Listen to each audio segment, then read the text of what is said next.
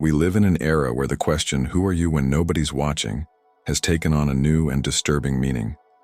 For millions of users of platforms like OnlyFans, loneliness is no longer combated by searching for a real partner, but by the surgical simulation of intimacy. Psychology tells us that human beings have an internal rhythm of attraction, a biological need to be seen and recognized. However, what happens when this rhythm is replaced by an algorithm that offers the illusion of total access without the risk of real vulnerability? The biggest psychological trap here is not just the visual content but the false proximity. Unlike traditional pornography, where the viewer is a passive observer of a distant scene, these platforms sell the idea of connection and community.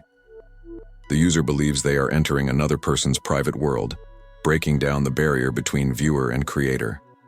However, this connection is what psychologists call a hardened persona.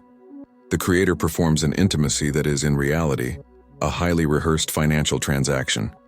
For the user's brain, however, this distinction begins to disappear. They begin to believe that human connection can be switched on and off with a click, without the emotional work of gaining someone's trust or respecting their boundaries. This simulated intimacy acts as an artificial substitute for the nervous system. The user seeks clarity and predictability. They know exactly what they will receive if they pay. In the real world, intimacy is messy, time-consuming, and often confronts us with rejection.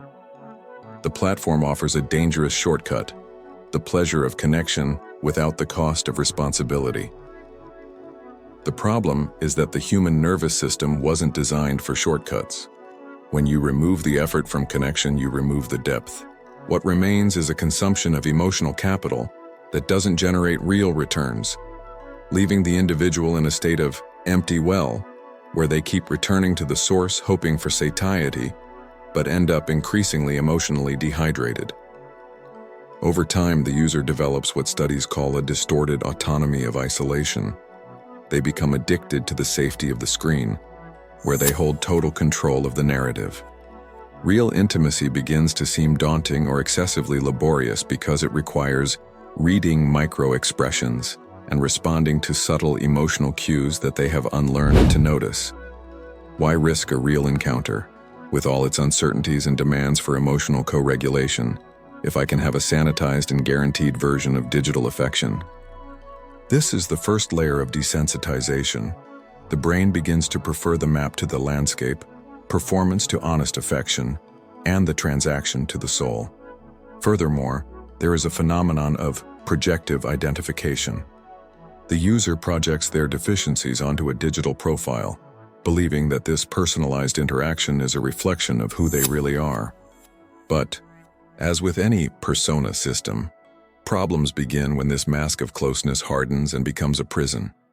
The user loses the ability to distinguish between purchased attention and genuine affection. They begin to live in a psychological climate where all human relationships are seen through the lens of utility and consumption. This search for constant external reassurance instead of a solid internal authority creates chronically insecure individuals. They depend on constant visual stimulation to feel like they belong to something, even if that something is a commodified fiction. Desensitization is not a sudden event. It is a silent erosion that consumes the capacity to endure the stillness and depth of a real connection.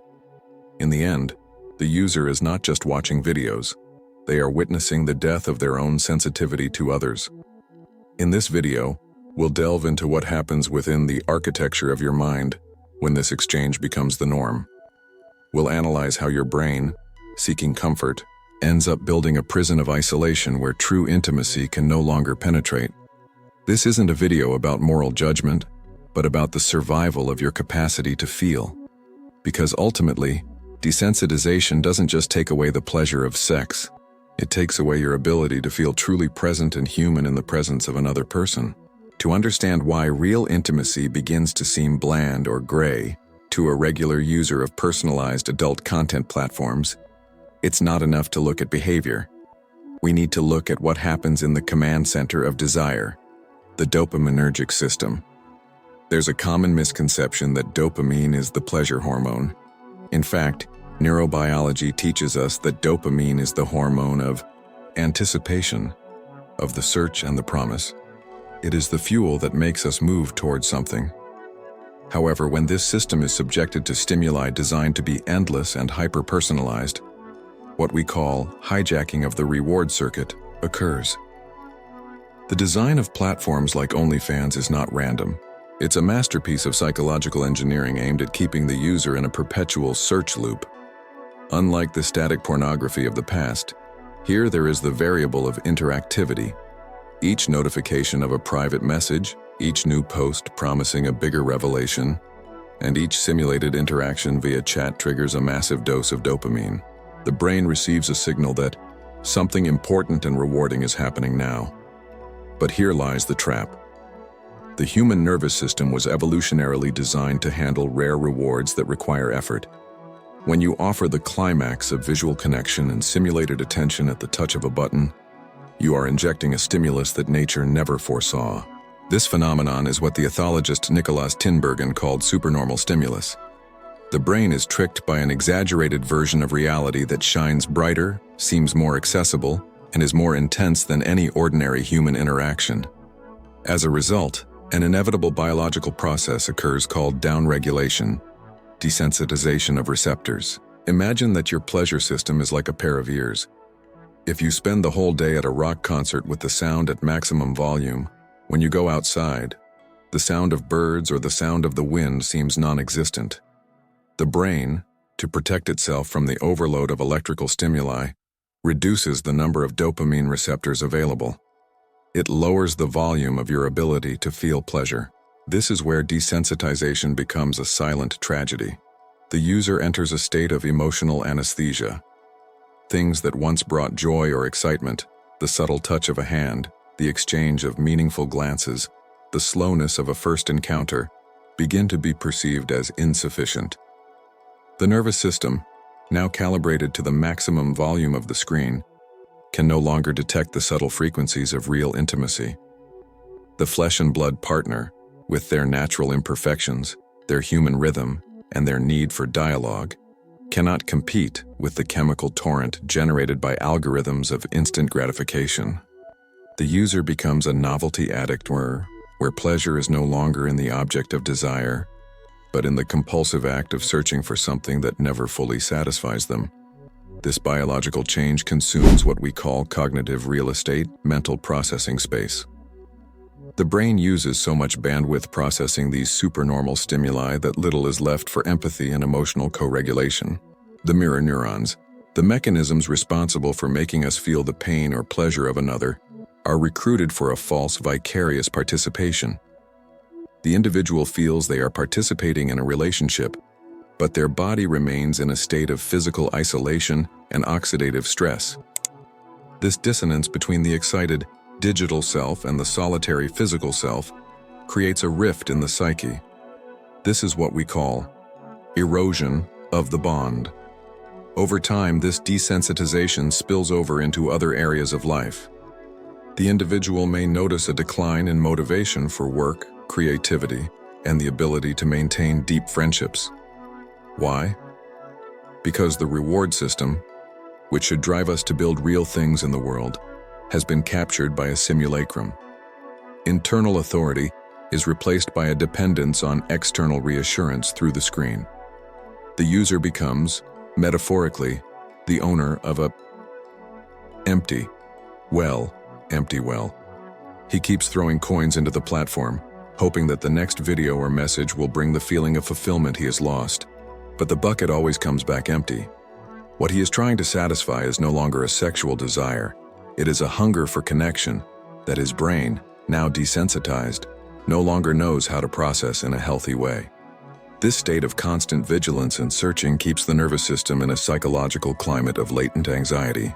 There is no post-connection relaxation that a real encounter provides, because there is no real release of oxytocin, the hormone of bonding and security. What remains is only the residue of cortisol and the frustration of the volcano that never fully erupts. Desensitization, therefore, is not just the loss of sexual appetite for ordinary people. It is the disintegration of the nervous system's ability to feel safe and satisfied in the presence of another.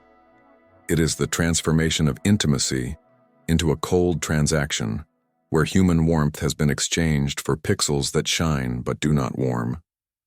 At this stage, the individual begins to develop an unconscious autobiography of inadequacy. They feel that reality is too much because it is demanding, and at the same time too little because it is less intense than the digital world. They live in a neurochemical limbo, an invisible prison made of clogged receptors and hijacked circuits. Recovering sensitivity requires more than willpower. It requires a period of dopaminergic detox so that the brain can slowly increase the volume of reality again.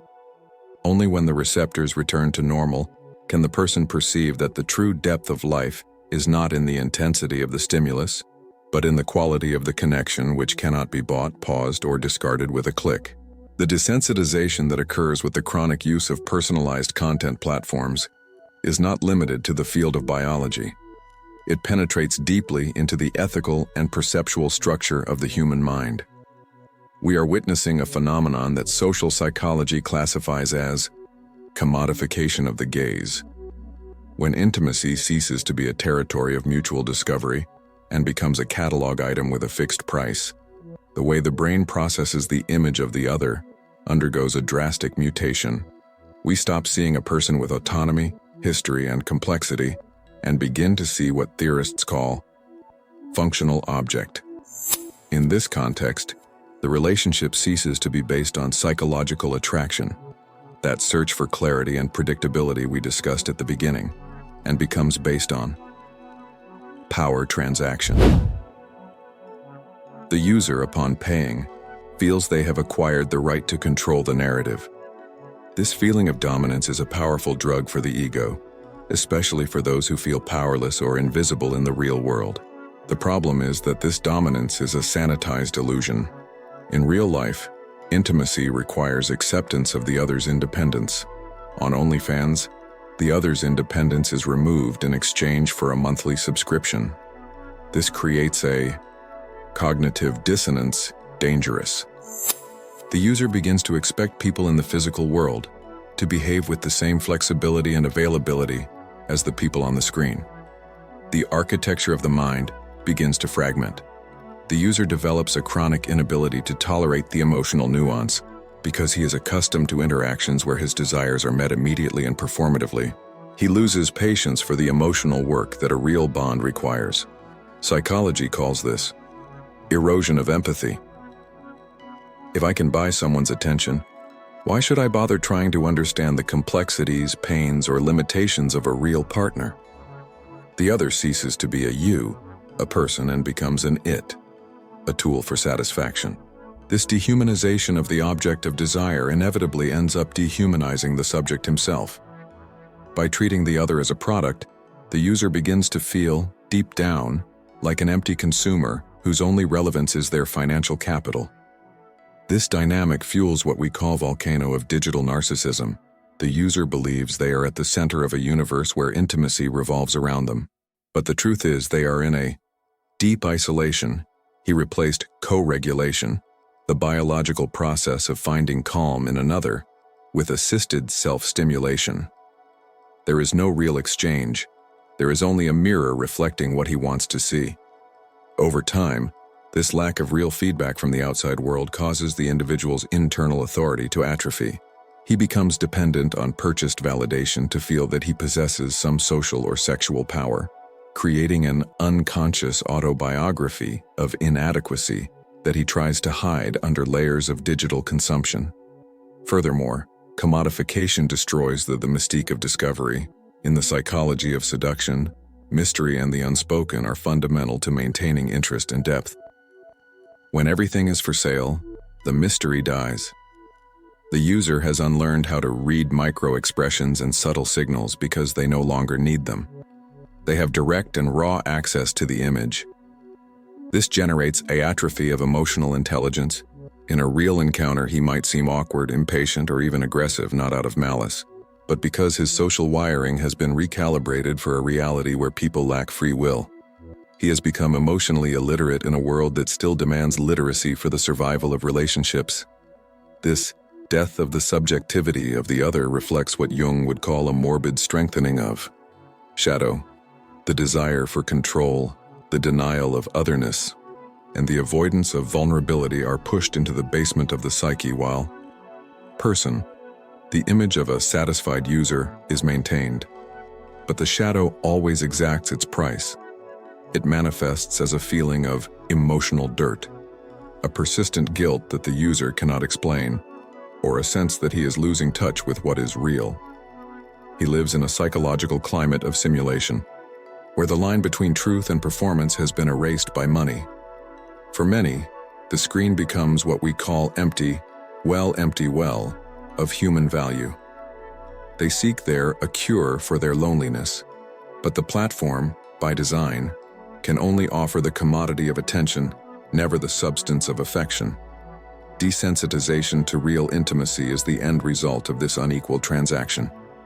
The user gave their attention, their money, and their neurological sensitivity in exchange for a fantasy that does not recognize them as a human being, but as a number on a revenue graph. Reversing this situation requires the courage to turn off the signal, face the silence of real isolation, and relearn to look at the other not as something to be possessed, but as someone with whom one shares the weight and beauty of existence. The most devastating consequence of desensitization doesn't occur while the user is connected to the platform, but rather when they turn off the screen and try to return to the physical world. What they encounter is a phenomenon that psychology calls erosion of the bond. After months or years of consuming processed intimacy, the individual develops a technical inability to cope with the presence of another person. The screen, which was once a bridge to pleasure, becomes a wall separating them from reality. They enter a state of empty well. They desperately seek to feel something for someone real, but their nervous system, now recalibrated for supernormal stimulation, can no longer detect human warmth. This erosion begins with the fear of real vulnerability on platforms. There is no risk of rejection. The user is the customer, and the customer is always validated. In the physical world, however, intimacy requires what we call co-regulation. This is a process where two nervous systems synchronize with each other through subtle signals, such as tone of voice, breathing rhythm, and eye contact. The desensitized user has lost this ability.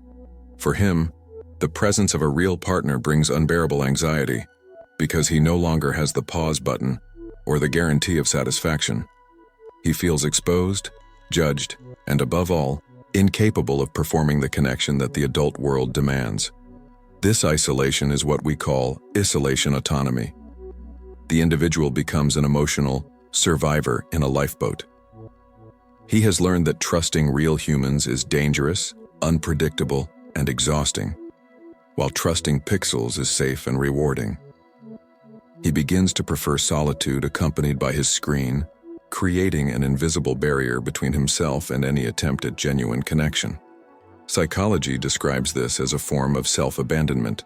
To protect themselves from the potential pain of a real relationship, users abandon their own need to belong, replacing it with a simulation that doesn't require growth but also offers no healing. In the long term, this dynamic generates atrophy of emotional intelligence. The person begins to suffer from what we call skin hunger and existential emptiness, even when surrounded by images of bodies and interactions. They live in a psychological climate of surveillance where every social interaction is seen as a test they fear failing. This anxiety is not just mental, it's physical. The body tenses, the heart races, and the mind enters a loop of self-criticism. The user feels they have lost the key to human language. They see people connecting around them and feel like a stranger watching a broadcast in a language they used to speak but have forgotten. This desensitization creates what we call dissonance of bond. The individual may even be in a relationship, but they feel disconnected, as if there were a tinted glass between them and their partner. They seek in their partner the same intensity and submission they find in the digital world, and when they encounter the natural resistance of an independent personality, they retreat to their digital sanctuary. This movement of withdrawal is what destroys marriages and partnerships. It's not necessarily physical infidelity, but the emotional absence. The user is physically present, but their mind is hijacked by a reward system that no longer recognizes the value of slow commitment and mutual building. For many, OnlyFans becomes what Jung would call a addiction to the persona of the other. The user doesn't want the real person, they want the character. In the physical world, people aren't characters. They have bad days, they have smells, they have differing opinions, and they have limitations. The inability to deal with the humanity of another is the ultimate symptom of desensitization. The individual becomes a deprivation narcissist. He is so starved for stimulation that he can no longer look beyond his own desires. He lives in a closed circle of assisted self-stimulation, where the other is merely a supporting character in his solitary fantasy. Leaving this emotional desert requires recognizing that the screen is not a source of water, but a mirage.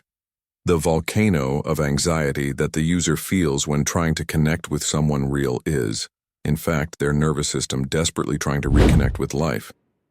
It's a sign that the capacity to feel is still there, buried under layers of pixels and dopamine. The challenge is not just to stop consuming, but to learn to endure the silence of real intimacy until the brain's receptors can once again detect the beauty in the simplicity of touch and the truth of another's gaze. We have reached the final stage of this analysis where the question is no longer, what happened to my brain, but how can I feel again? Psychology and neuroscience give us hopeful news. The human brain possesses an incredible capacity to neuroplasticity.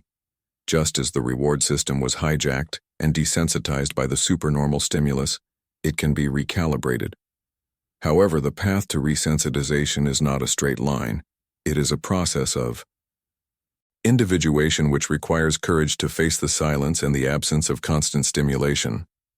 The first practical step is what we call dopamine detox for dopamine receptors to return to a healthy density, for you to hear the birds singing again after leaving a noisy rock concert.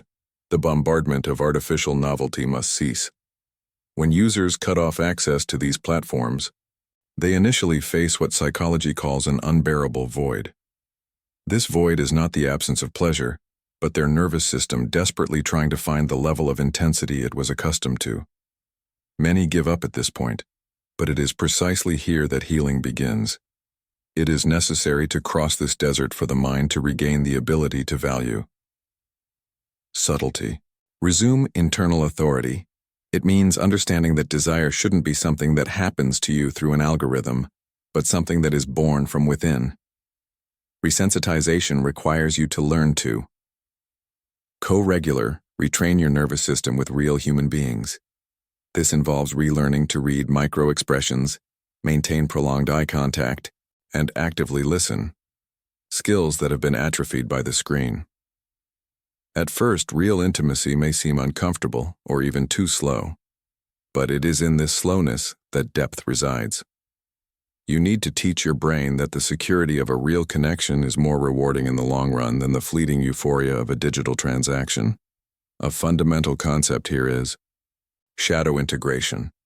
The user needs to look at what they were trying to hide or numb through OnlyFans consumption.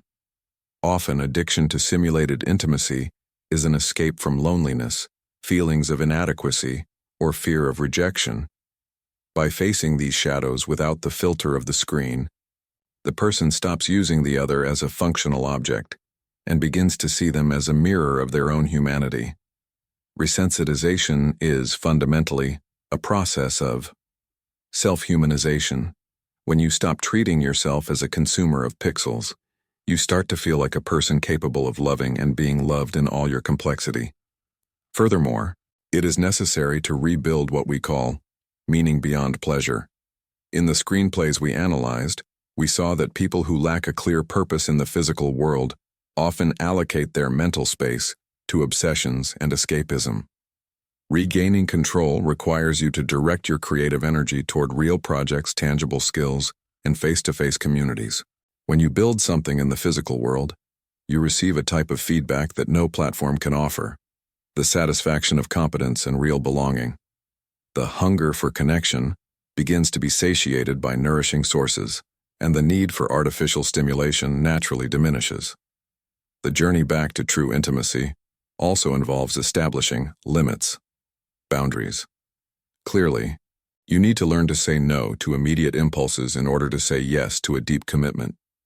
This may mean changing digital habits, avoiding specific triggers, and, above all, cultivating patience with your own recovery process. The brain will take time to readjust, and there will be moments of mental fog. However, every small victory, every real conversation that flows, every moment of silence shared without anxiety, is a sign that your circuits are being restored. Completing this process means understanding that desensitization was a defense mechanism against a world that seemed too difficult to navigate. But the armor that protected you also isolated you. Resensitizing yourself is having the courage to remove that armor, accept vulnerability, and allow reality to touch you again. The empty well is only filled when you stop searching for water in mirages and begin digging your own well of self-knowledge. In the end, you will discover that the greatest human adventure is not unlimited access to another's body through a subscription, but profound access to your own capacity to feel, to experience emotion, and to truly connect. Resensitization is not just about sex, it's about reclaiming your vitality. It's about ceasing to be a spectator of someone else's life and becoming the protagonist of your own emotional story. The real world is waiting, with all its subtle colors and imperfect connections, but infinitely more real than any pixelated glint could ever be.